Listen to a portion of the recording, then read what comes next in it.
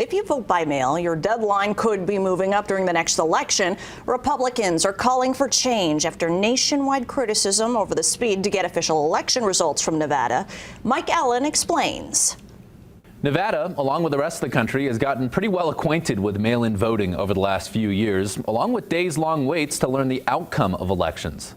Just months after the entire country held its breath for Nevada to finally reveal the balance of power in Congress and the big-ticket statewide races, state Republicans are following up on Governor Joe Lombardo's call for an earlier mail-in deadline during this year's State of the State address. All mail-in ballots should be received by the time polls close on Election Day. A new bill called AB 230, filed on Wednesday, would do just that. It would require mail-in ballots to be postmarked by the last day of early voting and received by election night.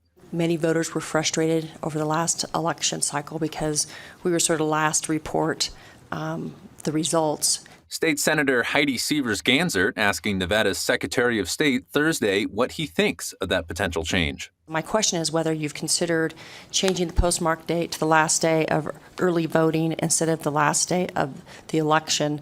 Secretary Cisco Aguilar says that might not solve the problem.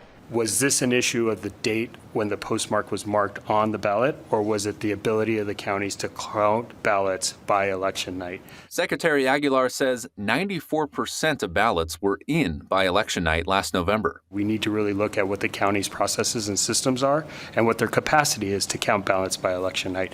Current law in Nevada requires ballots to be mailed in by election night. This change would move that deadline up to the Friday before. In studio, Mike Allen, Fox 5 News, local Las Vegas. If the bill is passed, it would take effect this summer.